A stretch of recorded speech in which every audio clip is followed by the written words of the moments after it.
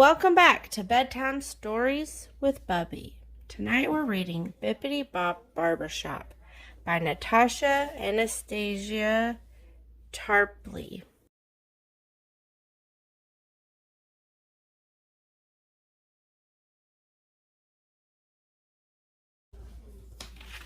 Can I flip the pages?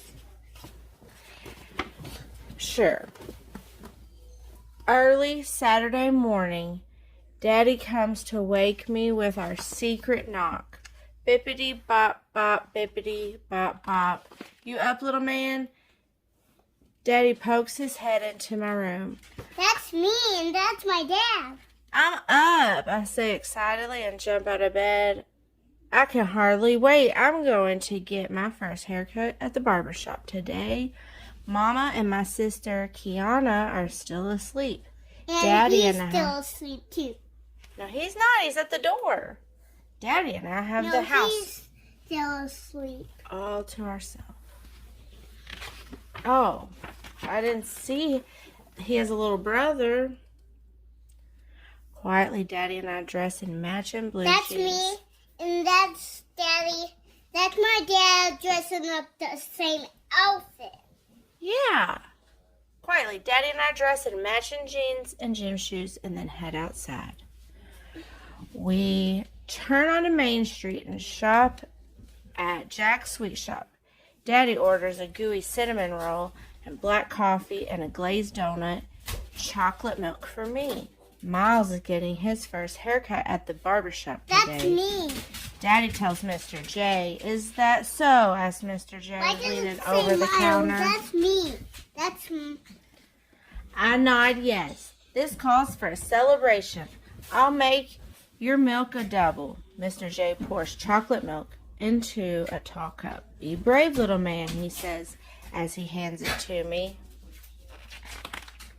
Turn the page.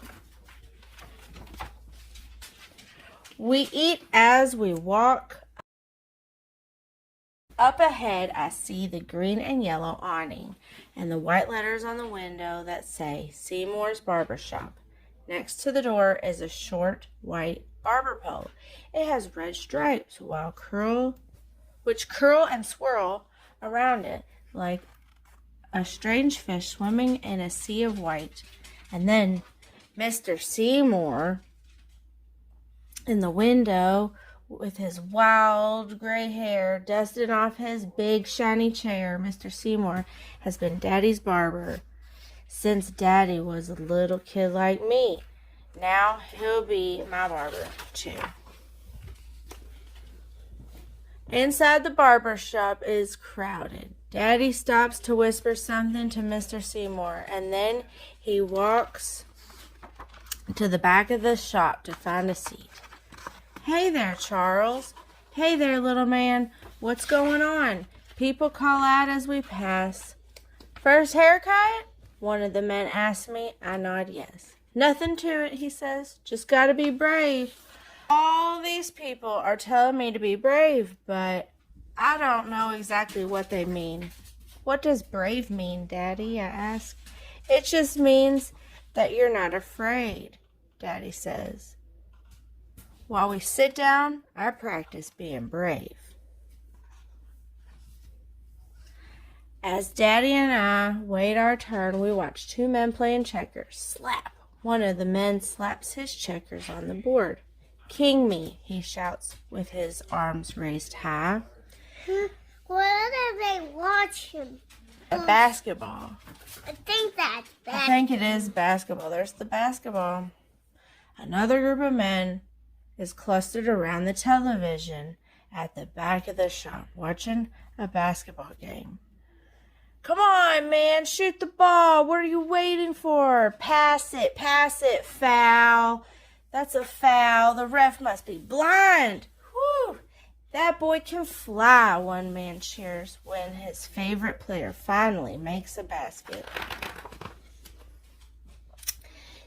Jazz music, loud voices, and laughter blend with the buzz of clippers and the soft swish swish of whisper of scissors skimming loose hair from a freshly cut head. I look at the men In the rows of chairs in front of me, I can see their faces in the long mirror I forgot the bedtime snack. What Gigi? that runs along an entire wall of the shop. The man in Mr. Seymour's chair is getting his head shaved. "Take it all off," he says. A patch of sunlight gleams right on top of his bald head. He has bald head. Another man has long, thick dreadlocks. He is getting a shave with a straight razor. When he leans all the way back in the chair, his locks almost touch the floor. The man next to him is getting his hair cut low all around. The clippers go back and forth, dipping and gliding across his head, making smooth waves that ripple the hair. In the last chair is a kid, a little older than me, getting his big curly afro trimmed. "Just a little off the sides," he says. But none of the styles I see look like me. After a while, Mr. Seymour points toward Daddy and me and calls my name. "Me?" I look at Daddy, and then at Mr. Seymour, and then at Daddy again. "You go first, Miles," he says, and pats me on the shoulder. "Be brave, little man." I can hear my heart beat in my ear, and my knees feel wobbly, but I stand up and walk over to the chair. Mr. Seymour helps me up. The chair is so high.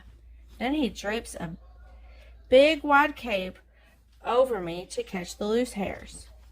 "What style would you like for your first haircut, little man?" Mr. Seymour asks. I shrug my shoulders. "I don't know." Mr. Seymour shows me a poster hanging on the wall with pictures of all kinds of different styles. I want my style like this. Like that? Yeah, like that. Maybe one day you can get a haircut like that. Mr. Seymour shows me a poster hanging on the wall with pictures of all kinds of different styles, but I don't see any that look like me. I take one more look around the shop, and when I see Daddy, I know right away which style I want. Cut low on top and shave clean all around. Just like this. I whisper to Mr. Seymour, and he goes to work.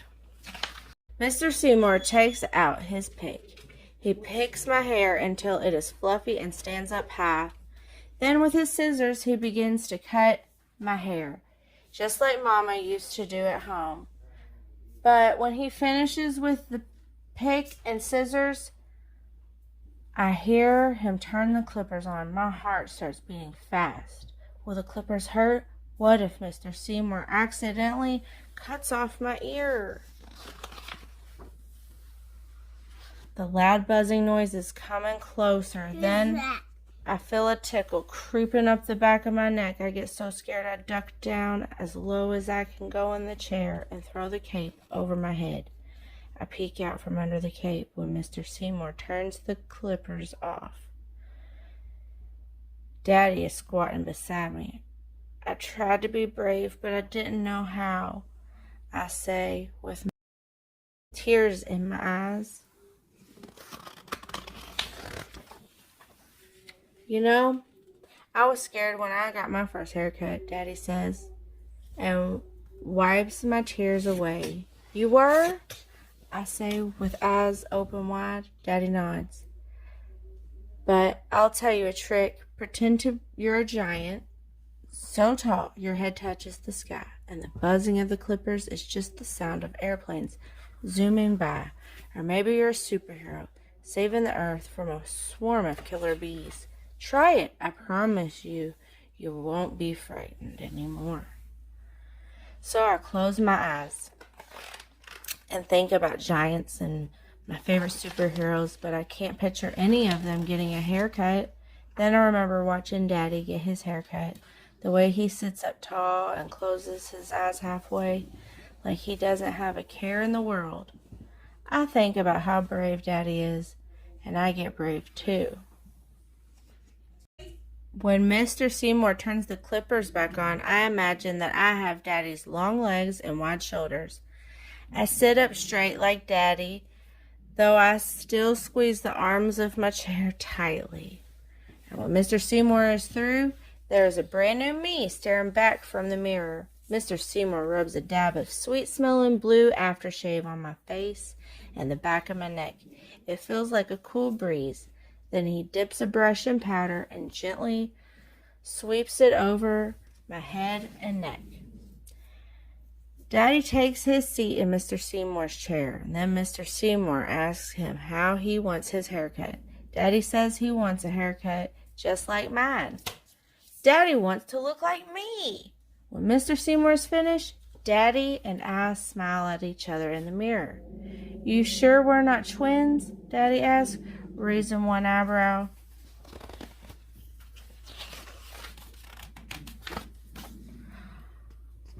On the way out, some of the other men in the shop hold their hands up to me for high fives. Looking sharp, man, they say. Yes, I can't call you little man anymore, Miles. You're one of the big boys now, Mr. Seymour says, and shakes my hand. See you next time. Was that his first time cutting his hair? This is his first time at the barbershop.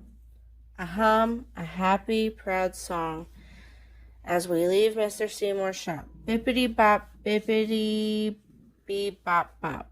Daddy picks up the tune. We walk to the rhythm of our music, two cool cats side by side. The end!